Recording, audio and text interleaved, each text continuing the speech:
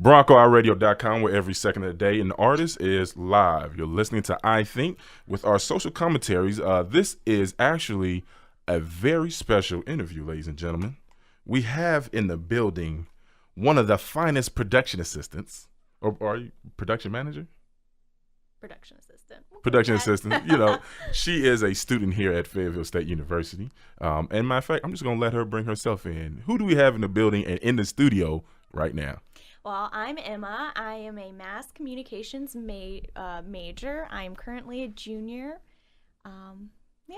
And I do a lot of production work. I'm hoping to do more production work here at the iBronco Radio, but I do a lot of work for Beasley Broadcasting downtown Fayetteville.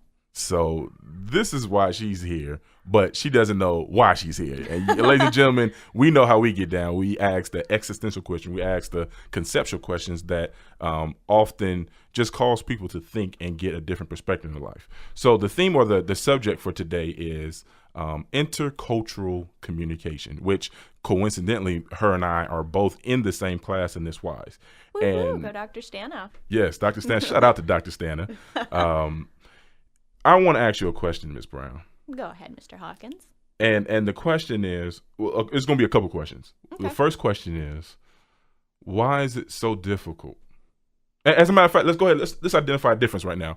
I identify as African American. You identify as Caucasian. Yeah. I didn't want to put that on you. Yeah. So and we are from two separate cultures, supposedly. Mm-hmm. Why do you think it's so hard for? And I can't ask you to speak on any other culture, so I'm gonna say between us two, why is it so hard for a Caucasian or an African American to meet on the same level in terms of that, just to communicate, to see things eye to eye? Or if I can make the question even more specific, why is it so hard to talk about race? How about that? Why is it so hard to talk about race? I think first off, there's so many stereotypes. Like in the African American culture, the stereotype that you guys drink Kool-Aid and eat fried chicken. I know that's so. Could talk about it. That's such a stereotype, and there's so many prejudice that and I'm not speaking for African Americans, but I've had some who are like, oh well, you're white privilege, you don't understand. And it's like, So I think when we're looking at the stereotypes, just trying to put those aside. Does that make sense? Absolutely. As a matter of fact, I think that is one of the first steps and the first hindrances towards understanding each other. Mm-hmm. Is putting one stereotype. So let me tell you about my personal experience, and which I think I'm a little unique because my grandmother is German. She is white. I have an uncle that's fully white. I have that in my family, yet I still feel that tension. And it's not, and ladies and gentlemen, when I say tension, it's not, he hates me or a negative feeling like that. But we did grow up separately. And I did grow up stereotypically in a poor neighborhood. I grew up in the hood versus he grew up in, there's a place called River Grove in Illinois, which is the suburbs of Chicago. And when we speak about politics or when we speak about the human experience, his view is totally different. Mm-hmm. From how I see life. And admittedly, I tend to see life in that realm of race. And a lot of people actually have a problem with that. How do you communicate with somebody like me that often see things in that, forgive the pun, black and white? Well, like you, I also came from a very unique background. Both of my parents were from Michigan. My mother, she didn't come from a rich family, but they were decently. They were the typical middle class family. She went to school. She was provided for. Had a mom and dad. My father, on the other hand, he grew up in the ghetto. He didn't have a father. And your father's white? Yes. Awesome. He didn't graduate from high school until he joined the Army at 17. I think it was 3 years into his career that he graduated high school. So for me, I understand what it's like to, I don't want to say grow up poor, but I have, the understanding of what it's like to be underprivileged. And my father, he grew up around a lot of blacks or African Americans, excuse me. Please don't. No worries. So he grew up around that, and he understood that. And my mother, where she grew up, around her typical Caucasian friends. So let's jump into that aspect real quick. From your not your experience, but what you've been taught or told from your parents, how did they overcome? Because the curious thing is that this is a class thing. Your dad grew up poor, your mom didn't, and yet they still found each other. They found love, and they progressed forward. So how did they break that medium? How did they get to the same level? Because if we talk about statistics, a lot of people that have education or come from a particular from an income, they meet similar people that pretty much, I hate to say this, but on their level. So how did your parents, again, how'd they meet? Well, my parents actually grew up together. My dad asked my mom out when they were 16, and she told him, heck to the no, kicked him to the curb. But my dad actually, he realized that, like you said, statistically, he didn't have a lot going for him. So he chose to join the Army, served 26 years and retired. So what happened was he had fulfilled a 3-year contract, and he came back, because he had bettered himself. He had saved some money and gotten his high school diploma. And then he met my mother, or he re-met my mom. Right. And they were like, "Ooh, love at first sight." And he was like, Oh, now that he got some money. Well, no, it was actually... he had done something, as my mom says, he did something with his life. He wasn't just laying around on the couch. Okay. And so my mom she really didn't know what she wanted to do as far as school. And I don't want to say she didn't have a lot going for her, but she just was kind of, I don't know really what I want to do. And my dad's like, "Hey, I'm going back in the Army. I need a wife." And she's like, "Cool." and this is the short version. Yeah, that's the very short version. And then, they've been married 20 some odd years and 3 kids later. Awesome. Here we are. So going back to the intercultural communication, we just identified it's not just about race. Sometimes it's overcoming classism or overcoming that barrier that people come from different economic backgrounds. Are there other boundaries, other hindrances that causes us not to be able to communicate other than race and class? I can't think of one. That's why I'm asking off the top of my head. I would think prejudices. Explain that. Well, I actually I live outside of Fayetteville. Right. And so I live in an agricultural town. I worked on a farm, and you have a lot of our neighbors, they hold to the Southern tradition, Okay. My great-great-grandfather he was a Confederate, blah, blah, blah. And so you see a lot of those old prejudices held because of what great-great-grandfather, what he believed.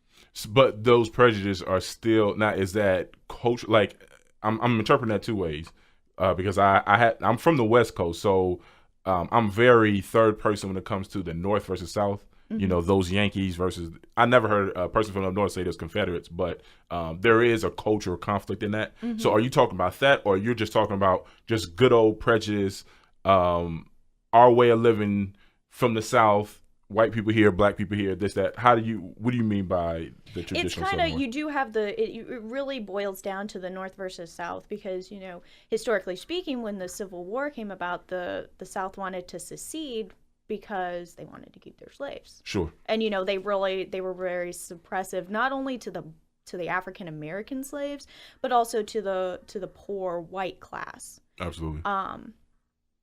And so people who, like my neighbors who had great-great-grandfathers and great-great-uncles who fought in that, that mentality has been handed down. Right. And so, again, it's still coming back from a racial standpoint. But I do see the culture where it's not that they themselves It's just what they're raised to believe. Right. And that the South will rise again and all that fun stuff. And so my personal story, and I don't like personalizing the whole thing, because it's not really about me. It's about the conversation. I think that's our theme. But I can't help but so that it's not one-sided. It's not just because we're talking about white people, and we're talking about white people holding traditional Southern values. But me growing up, and many of my friends growing up in a particular environment where it was projected that this color of people, white people, were evil because of the history and this, that, and the third.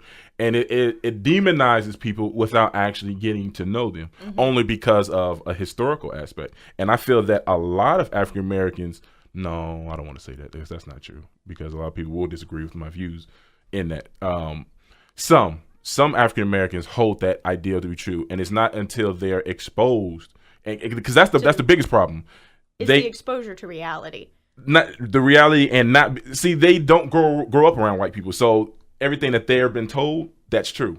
And it's the same way. A lot of my neighbors, they don't, they live very well. We're pretty isolated. Right. It's just there's not much out by us, and so there's not a lot of African Americans out there either. And so when they come in contact with them, they're like, what they see. Oh my gosh, they're so rude. They don't this, that, and the other. And it's like, and maybe it's because not only I have both of my parents, they came from different social classes, but with my dad being in the Army, you meet anyone and everyone. Absolutely. And at one point, he was an instructor at one of the schools. And after every class rotation that he finished, there was a huge pig, what they would call pig picking, out at our house. And we had people from Asia, from the Middle East. We had, a lot of African Americans. And so for us, that was very normal to meet people that weren't necessarily from my race, my community, my culture. I can't, we would go out and play paintball with my dad. At one point, he was then a platoon leader, and everybody thought it was funny to give him all the foreigners. It was just, that was funny to them. And so at one point, we with Dad's whole platoon, we all went out and played paintball, and half the time you couldn't really understand what they were saying because their accents were so thick. But it was just the fact of, we're all going out, we're shooting each other, we're having fun. A good time. Yeah. Even though, again, well, let me say this. I went to my first pig picking in North Carolina when I was in the Marine Corps, stationed in Jacksonville, and I didn't realize how much meat came off one pig. Oh, yeah. Oh, my goodness. We fed, how many people were in our battalion? We had about 500 to 600 people, and one pig took care of that. It was seen to be gross because it's a whole pig sitting up on a barbecue pit, and you just cut that bad boy open and pick out the meat that you want. That's the best way. Oh, my goodness. It was so delicious. And then you got to have all the fixings beside it. Now, notice what she said. Even though she said she's from Michigan, she said fixings. That is definitely. Now, I'm not, I don't claim to be from Michigan. Because I was, excuse me. So I was born in Colorado. Right.